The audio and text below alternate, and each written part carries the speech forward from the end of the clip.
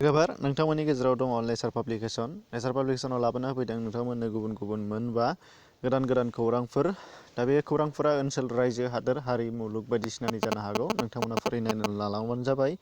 से नाम्बाराव दङ पुजा बसुमतारीनि देरहासारनाय बर'आ आसामाव गिबि जायगा लानांगौ बे खोथाया नेचार पाब्लिकेसननि जानानै खावलायहरनाय जाहैबाय आरो बियो दा जोंनाव मोगथां महर मोनबोगासिनो दङ। सोलिफु समाव गुवाहाटीआव जानाय खेल' इन्डियान इयुथ गेम्सआव बर'नि आगोमा फिसा पुजा बसुमतारीया आन्डार 57 केजिनि केटेगरियाव जुद' गेमाव सेथि बान्था महरै सनानि मेडेल मोननो हादों जाय बिथाङा बर' हारिनि सना फिथर बादि मोनसे गोजों जोंनानै थासिगोन। दा बिथांनिसिम आंनि चेनेलनि जानानै रोजा रोजा साबायखर बावहरनाय जाबाय। प्राग निउसआव फोरमायनाय बादिब्ला बिथाङा कार्बि आंलं जिल्लानि आरो बिथांनिसिम फिन खेबसेबाव साबायखर बावहरनाय जाबाय। नोंथांमोना सावगारियाव नुनो मोन्दों पुजा बसुमतारी। दा नेक्स्टआव दङ नुनो मोन्दों बर' हारिनि थाखाय गोजोनथाव रादाब। बे गोजोनथाव रादाबा मा नोंथांमोना नुनो मोनगोन। साननैसो सिगांनिफ्रायनो खौरां बिजोङाव जायगा मोननाय बर'नि बिग्रायारि आफाद NDVS हानजाया गोजोनै सावरायलायनो आवगायबोनाया दुलाराय बर' माहारिनिखौनो गोजोननाय लाबोहोदों।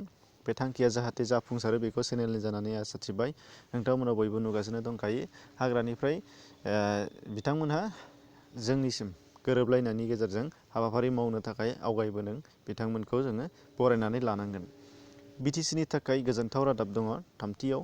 बे BTCनि थाखाय गोजोनथाव रादाबा मा आसामनि गिबि मन्त्रि सर्बानन्द सन'वाल बिथाङा मैया आसाम एसेम्ब्लिनि जथुम्मायाव BTCनि थाखाय आलादा 300 कोटि रां बाजेट खालामनायनि बाथ्रा बुङो। थारै बेयो मोनसे गाहाम खौरां। जोंनि BTCआव सेन्ट्रेलनिजों लोगोसे स्टेटजों आरोबाव लोगोसेयै बाजेट जुदि एड जायोब्ला बियो जोंनि थाखाय डेभेलपमेन्टनियानो जा गुबुन बिथिंनियानो जा बियो जोबोद गोग्गाथाव खामानि मावगोन जा हेफाजाब होगोन जाहाथे बेखौ जुदि मोजाङै मावफुङोब्ला। 4आव दङ UPSCनि साख्रिनि रादाब। UPSCनि साख्रि ओंखारदों गोसो गुदुं बिथांमोना एप्लाइ खालामनो हागोन। UPSC डिपार्टमेन्टआव गासै मोननै बिथिङाव साख्रि ओंखारदों एकाउन्ट अफिसार आरो बेनिफ्राय इनरलमेन्ट दङ। नोंथांमोना फारि नायना लाब्लानो जाबाय। गासै 421 पस्ट दङ। बाहाय नुनो मोन्दों फारियै एप्लिकेसन फिसआ STनि थाखाय निल आदार्सनि थाखाय 25ल' अनलि। बेनिफ्राय इम्परटेन्ट डेट्स दङ। एप्लिकेसन साबमिसना स्टार्टिङा जाहैगोन लास्ट डेटआ जाहैगोन 31 जानुवारि 2020 31 जानुवारि 31 तारिख बेयाव। बेनिफ्राय नुनो मोन्दों अनलाइन साबमिसनखौ 1 तारिख फेब्रुवारियाव लास्ट खालामनाय जादों। बेनिफ्राय डेट अफ इन्टारभिउआ डेट अफ इन्टारभिउआ जाहैगोन नोंथांमोननिया अक्ट'बर 4। बेनिफ्राय एज लिमिट दङ 30 इयार्स आपार age limit relaxation with government rules माने STआ 5 इयार्स बारा मोननाय जाहैगोन।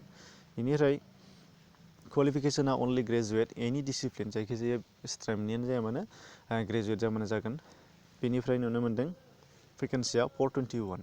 बेनिफ्राय एप्लाइ अनलाइन जुदि नोंथांमोना एप्लाइ खालामगोनब्ला नैबाव क्लिक होनाय दंखायो। बेनि थाखाय डिसक्रिपसनाव नोंथांमोननि थाखाय लिंक दङ। बे लिंकआव थांनानै नोंथांमोना बे एखे पेजखौ बेवहैगोन। एखे पेजाव हाबनानै नोंथांमोना लास्टआव नोंथांमोना एप्लाइ खालामनायनि लिंकखौ नुनो मोनगोन। बाहाय नोंथांमोना हाबनानै थुबानो जाबाय। नाम्बार 5आ जाबाय बयनिबो थाखाय गोसो गोनांथार। बे जाहैबाय गोजौ फरायसालिफोरनि फरायसाफोरनि थाखाय गोनांथार खौरां। बेयाव नुनो मोन्दों नोंथांमोननि थाखाय गोदानै माखासे आयदाखौ लानानै सिलेबास सोसननाय जादों। दा बेफोराव नोंथांमोनहा नायना लानो हानाय जागोन। बियो सेबानिफ्राय फैनाय मोनसे नटिस।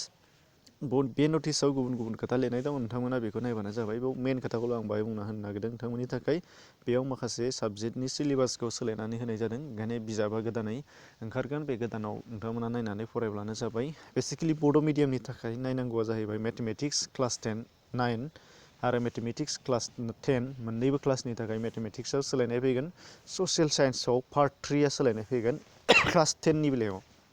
दा क्लास 10नि ससियेल साइन्स ओमफ्राय क्लास 10नि मेथ्स आरो बेनिफ्राय नाम्बार 8आव दंबावो नैबाव क्लास 10नि इंलिस बेयाव सोलायनाय फैगोन। माखासे सोसननाय जागोन आरो माखासेखौ बोखारनाय जागोन।